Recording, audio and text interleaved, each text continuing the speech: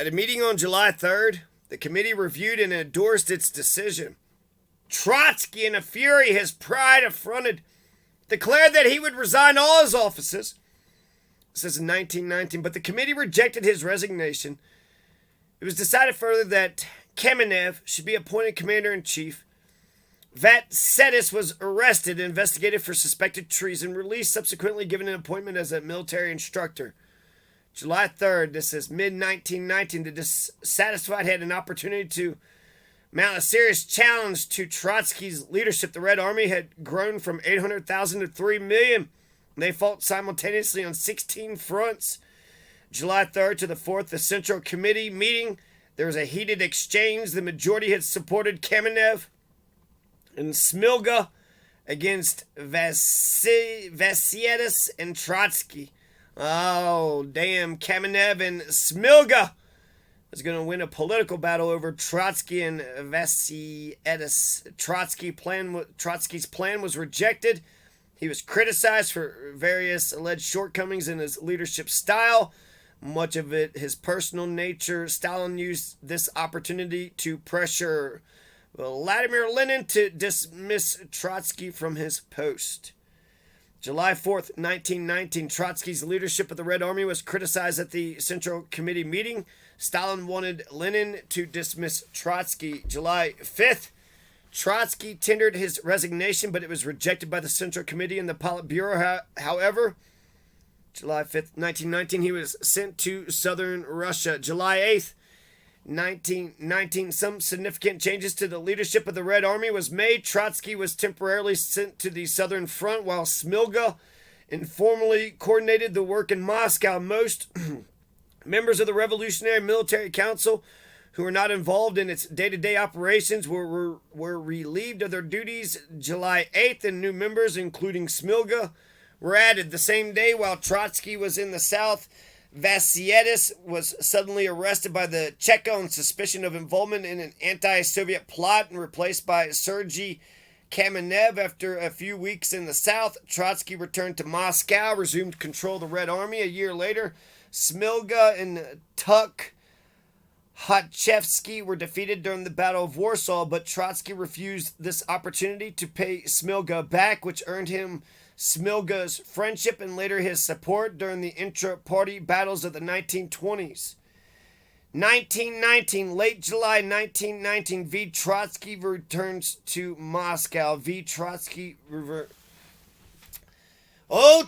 returns to Moscow. July 27th, General Nikolaevich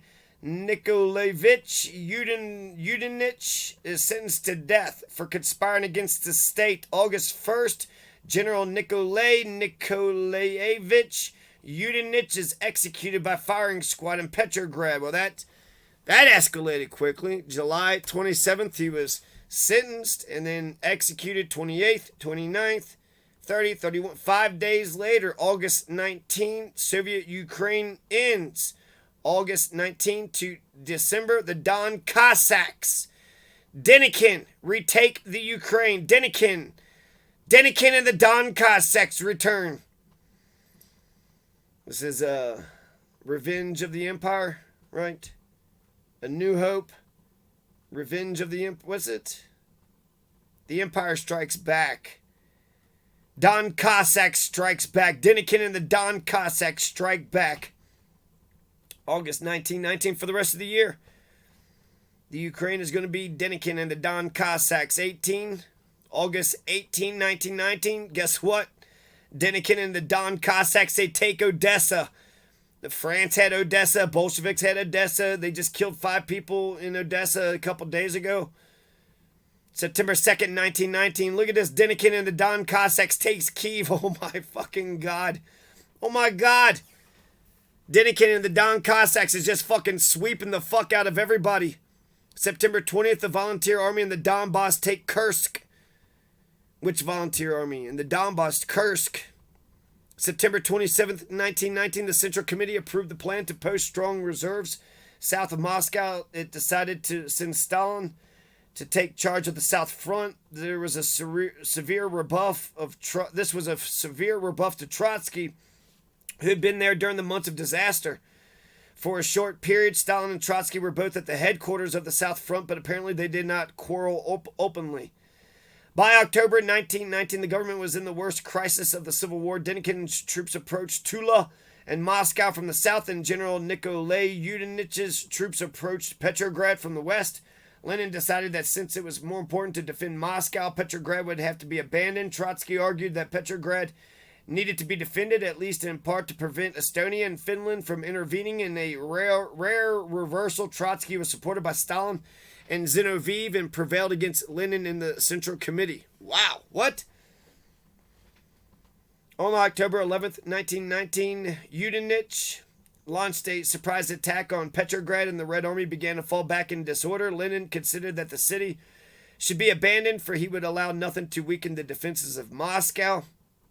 October 3rd, Volunteer Army in the Donbass take Oryol, Oryol, on October 13th. Who in the fuck is this Volunteer Army in the Donbass? They've taken Kursk, now they've taken Oryol. October 15th, however, the Politburo sent Trotsky to take charge of the defenses of Petrograd. He rallied the troops and reorganized the defenses of the city, and Petrograd did not fall. Later, he was to complain bitterly that in official records, Stalin had merged the first and second campaigns of Yudenich's into one. November, there were huge celebrations in Red Square, Moscow. Right? Red Square's in Moscow. Let's check that out real quick.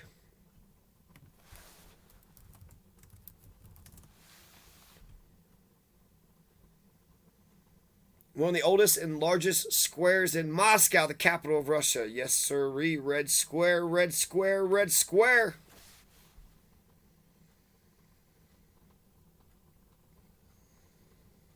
The soldiers were returning from Azov and Arkhangelsk and Petrograd. Lenin makes a powerful speech about the Soviets, the most famous quote of which is, "Light the way for all mankind, comrades, for we guide the way to the radiant future. Onwards, comrades!" It is broadcast on radio waves for the world to hear. The first use of propaganda over the airwaves. Radio! I thought the president's going to use it several years from now, so... Yeah, Lenin is using the radio before goddamn the American president was. Or at least it wasn't put in the White House. Anyways, December 1919, Kharkiv, there's another 1,000 to 2,000 executions that happened with the Red Terror when the town was taken again in December of that year. So eventually, I guess the Denikin and the Don Cossacks are going to lose Kharkiv. And the fucking Bolsheviks are going to execute another 1,000 to 2,000 people. Kill 1,000 here, kill 1,000 there. Pretty soon it's going to start to add up to real money. 1919, December 6th. The UNR Army under the command of Mikhailo Emelianovich Pavlenko carried out an underground operation known as the First Winter Campaign in Kirovohrad region against the Soviet Fourth Army. So this is the First Winter Campaign is going to begin. December 6, 1919, the winter campaign, the first winter campaign against the Bolsheviks. And December 17th, 1919, Bolsheviks have captured Ukraine again. So I don't know what happened to Denikin and the Don Cossacks, but they put up a valiant effort. Denikin and the Don Cossacks. Holy shit, who is Denikin? I thought that that Nestor Makhno had the best, but this Denikin came close. Who is this Denikin? Who is this great Anton Denikin that Anton Ivanovich Denikin, the Russian lieutenant general in the Imperial Russian Army? Is that who you're talking about? Maybe. I don't think so. I thought it was Don Cossacks. Denikin of the Don Cossacks. Denikin's offensive blamed the Cossacks in the defeat of the Whites. General Denikin, pirate of the revolution, Anton Denikin. Wow. Can that be true? He was part of... Okay, let's... This Denikin is getting more interesting. Are you a Don Hey, Anton! Are you a Don Cossack? Are you a Don Cossack, you son of a bitch?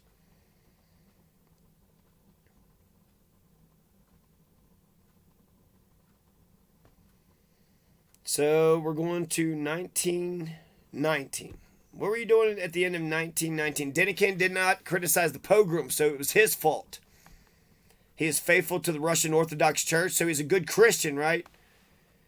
He believed most people had reasons to hate the Jewish people. Oh my God, this guy is turning out to be pretty crappy. Pretty crappy.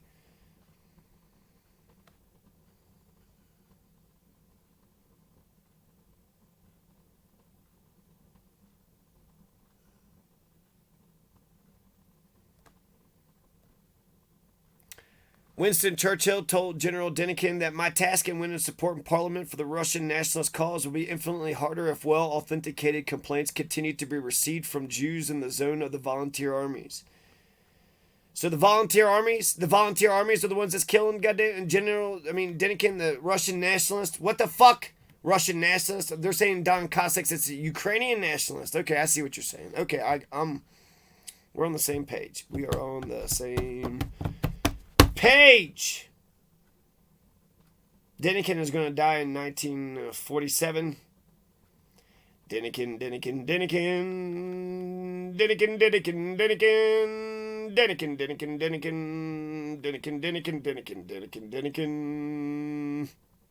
He's a military leader of South Russia. South Russia, you son of a bitch.